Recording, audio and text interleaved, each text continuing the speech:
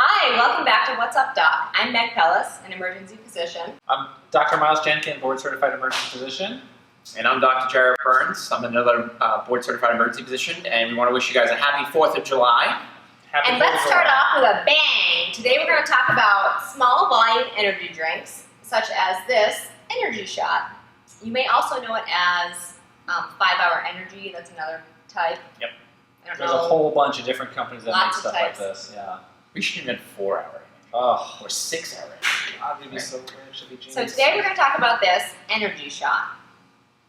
So this is basically a small volume drink that is supposed to give you energy, boost your thinking, boost your overall cardiovascular status when you're taking it. Some people use it for work, some people use it for exercise, but they're all pretty similar no matter what company you get or what brand or what product you get. Right. And I think they're all proprietary blends, right? They're a group of ingredients. They can disclose that they have certain ingredients and they're for a certain purpose, but they don't have to tell you. They don't really have to tell you what's in it. Right. Yeah. They kind of shroud their exact concentration of each ingredient behind this proprietary blend kind of label, which is a pretty smart way of not really letting you know how much of each of those chemicals are in there. Right. Although interestingly, they do put ingredients on this one. So it's mostly, it looks like B vitamins, vitamin B3, B6, B12, some sodium, and then a whole bunch of caffeine. How much caffeine?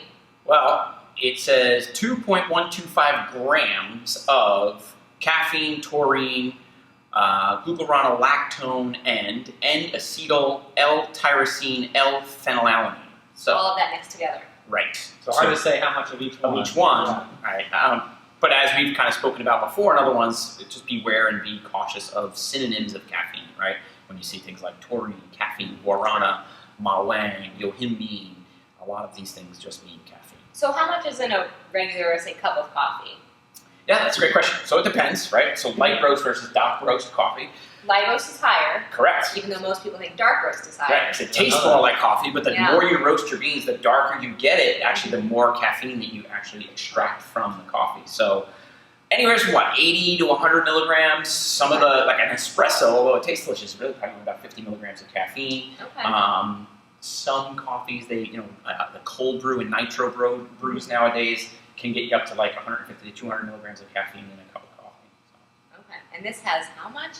Well, that's don't really know. Right, 2.1 grams, that's a lot, right? Yeah, So that's 2,125 milligrams of that mixture of caffeine-like products. What is also really interesting is this has 4 ounces, but that is 2 servings. Who's going to drink just half of this and then drink another half, what, If you only 5 hours later? If you only want 2.5 hours of energy, you drink half, and then another 2.5 hours later. So that means that this is actually like 4 grams of caffeine. That's true, actually, that's a good point. Caffeine mixed Of with the other blend, stuff. yeah. Right. From what I've read, I think a lot of these give you the similar effect of a cup of coffee. And so, in my opinion, I'm a little leery when there's this proprietary blend and you don't really know how much of each of those ingredients is in there, of course. True. And if it's essentially like a cup of coffee, why not just drink a cup of coffee? I mean, you kind of know what's in that, you know? Yeah, but I guess this has all these other B vitamins. It does. So what is the point of it? That you're gonna, I guess it's gonna enhance your performance and improve your performance. There's a lot of claims with the vitamins. I mean, the B3 with the niacin, they say improves like gut issues, and I think there's a ton of B12, like 2,000 of the recommended daily allowance of B12 is in there. Right. I don't think that's going to really, it's not going to hurt you. You're not going to absorb 2,000%. If you've ever looked up actually what the recommended daily values of these vitamins are, and vitamin B12, I really think it's about 2.5 micrograms per day. This is 2,000. 600 micrograms. It's actually 10,000%. It's crazy. So, and as Miles has alluded to in the past and in other videos, if you've been watching, B vitamin is, in general, they're water-soluble vitamins, so whatever you don't use, you excrete. And by excrete, we mean we pee it out. So getting 10,000% of your daily requirement really just means you're paying for this and then peeing it out in the toilet. Very expensive urine. That's right. So I'm ready to vote. I think so. Sure, let's do it. Ready? 3, 2, 1, boom! Free worms. Pretty good. I think if you're just looking for energy, if you're just looking for a boost, whether it's for a workout or for work, personally, I think you're going to be safer and more reliable to just get a regular cup of coffee. Maybe you need to look at your life and figure out if you're not getting enough sleep or exercise, though. That could be another issue. That's true. So I You think should this find is. why you're energy deficient. And I maybe agree. look at those. I agree. I think this is a untested in terms of the proprietary blends, and you'd probably be safer and better off with just a cup of coffee if you need anything. Right. Go with what we know, not That's what we right. don't know. Well, thanks, All right, guys. thanks, everybody. Thanks for watching. Please like, subscribe, follow us on Instagram. Like, subscribe. Thanks. We'll see you next time in the next video. Bye, guys. Happy 4th of July. So long.